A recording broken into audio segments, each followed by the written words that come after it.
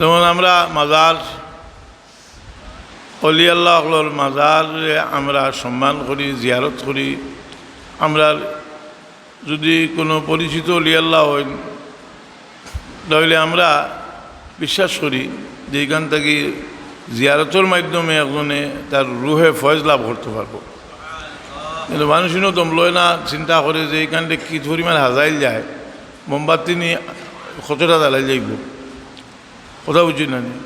এখানের মাঝে হেসে চিন্তা করবো যে এইখানটি দোকান নিয়ে বানাইল যায়। এদিন আমি একজনকে কইছিলাম যে আপনি খুব কথা দেখি শাহজুল্লাহ সাহর বক্ত নিনা শাহজুল্লাহ সাহর মাজারের বক্ত। হ্যাঁ কইলে আপনি কেন কইন কেন বলে আমি কইলাম খোঁজ না পাইলা, কইলে বাদে আমি কইব। কারণ শাহজুল্লাহর মাজারের বক্ত হচ্ছে তো মাজারি গান যে পরিমাণ ডেভেলপ হইব অতখান সম্মান করবি। আর শাহজুল্লাহ সাহর বক্ত যদি এই নগুনতেও থাকে না, যদি কইবে শাহজুল্লাহ সাহ তো আছে মাজার বিক্রি পেশা কিনে তো হয়। শাহজুল্লাহ সাহর বাজার যে আগে যে তাই পাটনার আসলা এটা বেশি লিচুনতো। এখন বহুত মানুষ আছে যে আস্তিক নাই, সেও মাজারের এক অংশ ভাই জানি ওরগিয়া খবর লই গেল আছে নাই ওটা শাহজুল্লাহ সাহরে হলুদ লিয়া বেশিত্রা বাবা গেছুন নবীগঞ্জ এক বেটায় তেল নিয়া বানাইয়া বেচিছে আর হয়েছে যে ফুলতলি সাহেবে বানাইয়া দিছেন তেল। যাওয়ার লগে তার লগে গিয়াসুদ্দিন সাহেব গেছেন, বরদেশর খারি গিয়াসুদ্দিন সাহেব একদম বাবার মসজিদ বা ছাত্র আহরু থাকতো না, বাবার লগে ঘুরিতা যাওয়ার বাদে মানুষে নালিশ করছেন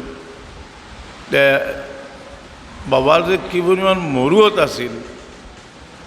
দেখছেন যে মাতন যদি আর হইন তো ফিটিয়ার লাশ করে লাই দিবা। ও ডাকিয়া কইলা আরে বো গিয়াসুদ্দিন ইটা আমার অত বেচা বেচিলে, এখন থেকে টিনোর ভিতরে হারাই বেচা ধরছে। খোদা বুঝছেন টিনোর ভিতরে হারাইয়া বেচিতরা। এর লাগি যে আমরা সব আলোচনার একটা সার মর্ম আছে। রসুল পাকের ইজ্জত ইজমতর আলোচনা যে এটা করার দরকার হইল, কারণ সবসময়ও কাফির হলর, ইহুদ নাসারা হলর, মুশরিক হলর, তারা এক চেষ্টা থাকব যে তারা যারা যারা পূজা পার্বণ করে এরা উত্তম মহান প্রমাণ করতে পারে। খ্রিস্টান হলে আমরা চাইব যে ঈসা আলাইহিস সালাম আল্লাহ নবী সাল্লাল্লাহু আলাইহি ওয়াসাল্লাম থেকে উত্তম আসলা ওখান বুঝাইবার লাগে চেষ্টা করব। ইহুদি হলে মুসা আলাইহিস সালামরে বুঝাইবার লাগে চেষ্টা করব। আর আমরা দেখি আমরা আকিদা কিলা বলে আমরা নবী সাল্লাল্লাহু আলাইহি ওয়াসাল্লাম আল্লাহর সৃষ্টির মাঝে সবচেয়ে শ্রেষ্ঠ মখলুক।